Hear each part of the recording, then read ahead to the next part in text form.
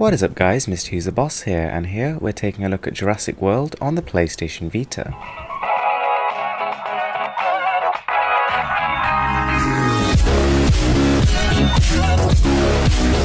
So while to some people this would be more of just a series update, with tons of LEGO games bombarding just about every platform, I was actually kind of looking forward to this. First of all, I think the LEGO games actually have a lot of potential. They're quite a unique genre and they're highly polished and presented well. On top of that, I used to love dinosaurs, so this kind of appealed to me.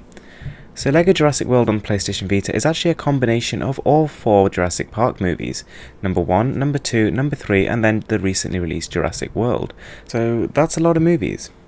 Anyway, visually the game holds up very nicely on the small PlayStation Vita display. It actually compares very favourably to the much larger and upscaled PlayStation 4 version, as you can see here, which runs at 1080p and 60 frames per second.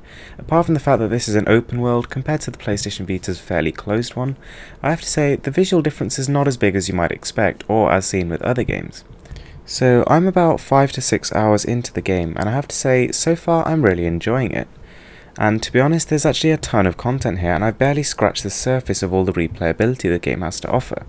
Having said that, there are a few things I don't like. First of all, it's very puzzle driven, more so than ever before, and sometimes it gets just a little bit tedious, and you feel like you need some combat or something else to spice things up.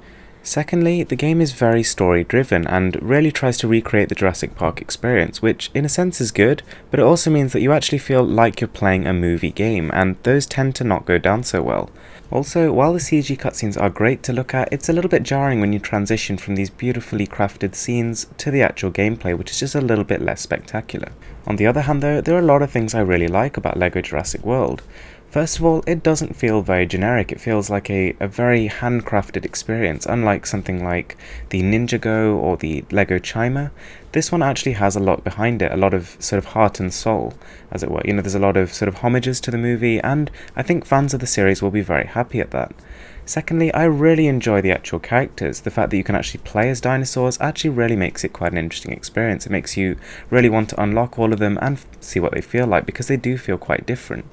There's plenty of different mini-games which also spice things up, and there's a lot more to do here than most standard platformers. I remember when I played LEGO Indiana Jones, that felt very generic, and all the characters felt the same, all the environments felt kind of similar, and I didn't really enjoy it as much. But whereas this, I think they've actually corrected a lot of their original mistakes. So compared to the console version, some of the sections have been cut.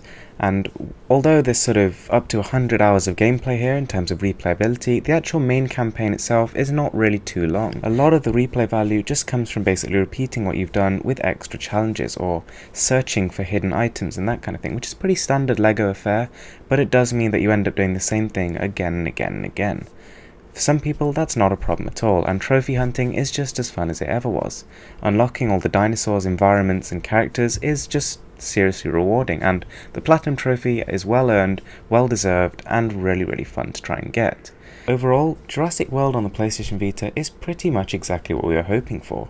It pays homage to the movies, it provides some fan service, but it doesn't go so over the top as to make it quite irritating. It looks pretty good, it plays really nicely, and there's very few issues and tons of replayability. Thanks for watching guys.